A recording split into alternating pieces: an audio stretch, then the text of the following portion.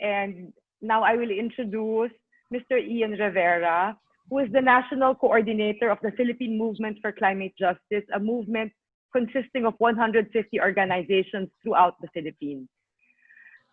Ian Rivera and the PMCJ are at the forefront in the struggle for the preservation of the environment, protect watersheds, asset reform, and just energy transformation and transition. PMCJ advances the development framework supportive of climate justice, social inclusion, and community resilience for all. So I now turn over the screen to Mr. Ian Rivera. Yeah, thank you, Professor Natsi, for the kind introduction, and good afternoon to everyone. And okay, I have 15 slides to present, and I would like to ask assistance for the presentation. Okay, so that's the that's the presentation. This is a building safe, sustainable, resilient communities for vulnerable sectors, including children, women, and families. This is really the name of the campaign of PMCJ, and it's quite long, but this has been the unity within the coalition, and to state clearly, including children, women, and families. So this is a platform built by the coalition since Yolanda, and the experiences of the coalition in terms of dealing with strong weather events. So this is a partnership with communities in the local government unit of Barangay Lake Danao in Ormoc City. Yeah, next slide, please. Yeah, but before I would like to go to speaking about the experiences with the communities and PMCJ, I would like to give stress and importance to the context. And this is about these two important studies made by Intergovernmental Panel on Climate Change. The global warming of 1.5, and which was released. This is the latest science that was released by IPCC last October 2018, and the following year, Climate Change and Land. This is a study that IPCC released last August 2019, and these are important study that all our adaptation and resiliency should consider. I have, because I'm limited to 15 slides, but we have here in PMCG, we've been studying about global impacts and how these global impacts and the science around that also reflects on the Philippines. And unfortunately, when IPCC released these studies, the special report from 2018 to 2019, there's not much science here in the Philippines in order to translate those impacts on how Philippines will be affected based on that latest science. In the global warming of 1.5, we are seeing IPCC mentioned that compared to their previous studies, they found out that that global warming is going at a faster rate. And in that presentation, they are calling that greenhouse gas emissions should be avoided by 2030 if we don't want to reach catastrophic climate change and miss the window of achieving a stable average global temperature at the end of the century below 1.5 degrees. But even at below 1.5 degrees, it is difficult for vulnerable countries to survive and adapt. particularly for countries uh, um, uh, which are depending on agriculture and water as the means of or the main form of their survival. And that is what is being emphasized in the presentation of the climate change and land. That if uh, greenhouse gas emission will continue um, business as usual and missing the points that scientifically are being um, emphasized on by year 2030 and 2050, um, the there will be less chance that will be getting into a global average temperature at the end of the century by 1.5. It will be more than 1.5, and that will be catastrophic. In fact, in the Philippines, when we do the research, a 1.5 degree means 99% of our corals will be gone. We will be experiencing um, heat stress. Agriculture will severely be affected, also the productivity. We will have water crisis. Many of our coastal lands will be affected. There's a study that um, 70, that's around 60% of our population by 2030 who are living in the coastal areas will be submerged. And by 2030, we have around 123 million population. So around 76 million of that will be affected. So it's not just land, it's not just land, it's just as water, but where will these people live? So those are important, and I can take a good summary at the end of my presentation. Next slide, please. As I mentioned, the building resiliency in the community of Lake Danao, Ormoc City, Northern Leyte, is a case of community residents and household of Barangay Lake Danao, affected by series of disasters, and adopted the Climate Justice People's Platform to guide in the development efforts of Barangay Lake Danao. So you can see here, if you're not familiar, where is Leyte?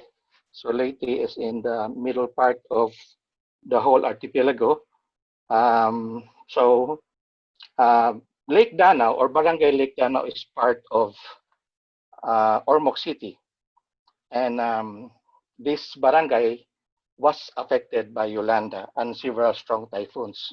So it belonged to the corridor, the typhoon corridor or belt, including Bicol region, which is also a part of the typhoon corridor or belt. Okay, it's a land area of 148 hectares and situated in the Lake Danao Natural Park. So this is like a plateau. The barangay or the Lake Danao is elevated at 2,100 feet, and it's declared a national as a protected area during 1998. Next slide, please. So we have a short profile here. The Lake Danao is a significant source of potable water for many towns and cities in northern Leyte. So it has an excellent biodiversity, and Lake Danao is also the area where it supplies the thermal power plant located also in Leyte. And it has a excellent climate and it grows. It is considered as a vegetable bowl of Leyte. Next slide. So going to the economic profile. So there's a poverty incidence of 25%. Average personal income. It's not included in the presentation, but the community was able to provide that information to me, it's 50,000 pesos a year or 4,000 pesos a month. No? So if you are going to, these are government data, but if you're going to relate that to the poverty incidence, it should be more than 50% because if a family earns 4,000 per month, then it's considered below poverty level. Um, so economic base is a mix of agriculture, aquaculture, household crop production, and tourism.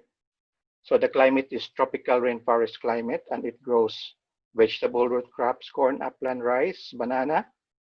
So main livelihood is farming and vending. All are owner cultivators, but land tenure security because the area is protected area. It has a 648 household. Next slide. So the area suffered series of disasters. So like November 1991, there's a typhoon that bring lots of rain and killed around 8,000 people. Typhoon Haiyan also, that was 2013. And this is where the People's Urgent Demand of PMCJ and the People's Platform was generated as a campaign, advocacy, and platform for planning was formulated. So 2017, it was affected by a huge earthquake, and you can see here the pictures, and also another typhoon. So it's the Philippines has an average of 19 to 21 typhoons a year, and most of these typhoons hit in the typhoon belt region in the Philippines. Next slide. So major challenges. Of the series of impacts and the prevailing socioeconomic situation. So it's food and production, then protection from natural resource, from destruction, protection of natural resource from destruction and exploitation, because there are so many enterprises like logging take advantage of the rich natural resource of the area. So there's a problem of governance. From the point of the planning, there's a problem because the local government unit and the city government, they're not responsive to the people's needs.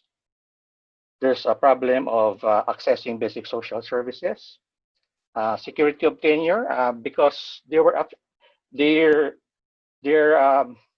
residential area was declared a geohazard, then they have to move and find a relocation, but the local government did not agree with the relocation of the 600 plus household. So that at the start, there's a low level of community organization. Then big ticket projects like public partnership projects that went through the city government and would like to privatize Lake Danao for the water services. Next slide. So here are the responses, and the responses started way back 2018. Learning from the Yolanda experience and experiences from the strong weather events, civil society organizations in Ormoc City and in Tacloban City, with the support of academic institutions, helped in the community organizing of the area. So it also helped in the rehabilitation. However, there's a strong sense by the community that it's really difficult to access resources for the relief and rehabilitation needs of the community. So the community decided that to participate in the local election so that it could help facilitate in terms of accessing and claim-making of the resources. So they participated in the local elections. This is a barangay elections way back 2018. And eventually a candidate won as a barangay captain. And he's now the barangay captain. So from that point, there's a formulation of a barangay-driven local development plan using people's urgent demands and people's platform. Then the community, together with the barangay local jurisdiction, asserted the community development plan. Next slide. So there are community responses in this picture. This is the relocation. This is the relocation. So they moved from that area that's geohazard after Yolanda and the earthquake. So they occupied this area, and the Ormoc City government did not agree with the idea of this relocation, and they were dispersed. You can see in the picture. Next slide. But when the member of the community with a good sense of leadership um, ran for barangay position won, it helped facilitate the process of development and the accessing of resources. So you can see that right after he won in May 2018, by June, there's now, they started the workshop for the community development process. Next slide. Okay, so this is the workshop, and yeah, so we can go to the next one. The next one. Next slide, please. Next slide. Okay, so this is just the skeleton of the People's Platform for Building Safe, Sustainable, Resilient Communities for Vulnerable Sectors, for Children, Women, and Families. And you can see what are the essential parameters that the community should mobilize, access resources to make their community sustainable and resilient. Next slide. So since 2018, so this has been happening until now. So they were able to establish natural farming, and the community is beside a geothermal, but they don't have electricity. So they come up with solar energy for the community. So they put up solar panels in their houses. Then since one of the key economic sources of income is the community-based ecotourism, this is self-managed by the barangay local government unit. Next slide. And they were able to tap water services. They have constructed an evacuation center for the barangay. Then in cooperation with DNR, they come up with some conservation practices for the fauna and flora, and they have started developing land for permanent housing. Next slide. So development is a continuing process, and this has been stressed in the BSSRC framework, and there should be a continuing process where community and individuals within the community exercise their ownership in the development. So for the major takeaways, lessons, and challenges, so this is just one example that I'm presenting. For the BSRC, we have actually nationwide 3 examples, but we just highlighted this one. So for the takeaways, lessons, and challenges is, one, it's a dynamic organization is important in asserting influence and political space in local governance and facilitates the development process.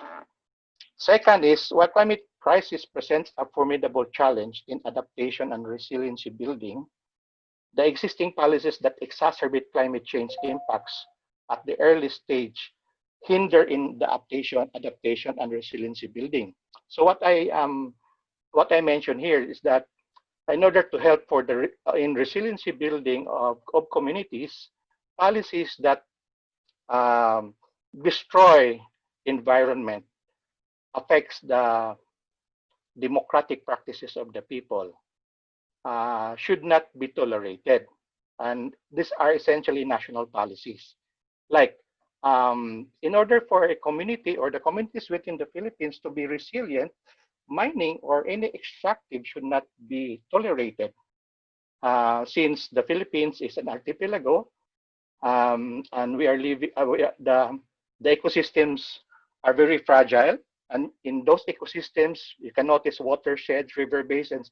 There are so many people living around those areas and surviving in those areas. So those should, um, destroying and extractive practices should be avoided in those areas. So there's a limit in terms of building adaptation and resiliency.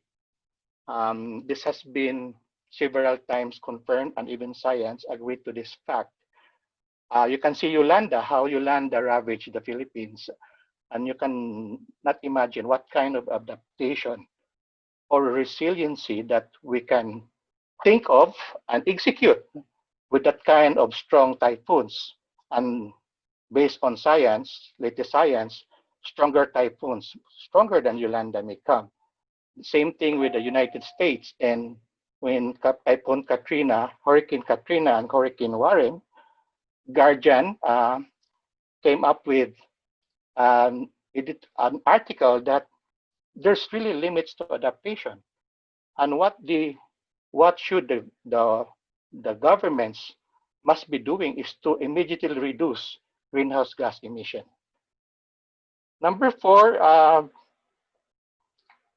governments under the UNFCCC, and we have been stressing this, under the convention, must endeavor on ambitious mitigation action and prevent the overconcentration of greenhouse gas emission by 2030 and by 2050. So during this COVID pandemic, we were able to notice that we experienced clear skies, but a scientific study came up that even with COVID pandemic that affected manufacturing and affected the utilization of coal and fossil fuels, we still cannot get into the allowable targets. That means that because of too much concentration of greenhouse gas in the atmosphere, there must be a ambitious action coming from the governments. So government must mobilize resources and programs to prepare the people on the impact of climate change. But with the COVID pandemic that drained the resources of many of the governments, resource mobilization for green economic recovery. So there's a global call now for green economic recovery, but there's a problem of how to source those resources is a major challenge. Um, uh, like when I have a meeting with the Climate Change Commission, and I presented this problem about sea level rise. I mentioned a while ago that it will affect around 76 million people of the 122 million by 2030. A total of 76 million people. Climate Change Commission mentioned that we don't have a problem on how to confront that. So we don't have also a problem of how to confront what adaptation projects, policies to do with strong weather events. And even our local government, there are so many local governments who are not that well versed, empowered in conducting the LCCAP. So these are our major hurdles. But the government, because if greenhouse gas emission will continue business as usual, then national policies must be addressed. National policies must be geared towards helping in the adaptation and resiliency. I think that's where I will end my presentation. Thank you. Okay. So thank you very much to Mr. Ian Rivera for that very substantive presentation. And as SSE practitioners and advocates, we know that one of the dimensions, the 5 dimensions of SSE is environmental conservation. So that really plays an important part in ensuring that climate change does not harm or cause further harm because of our economic practices.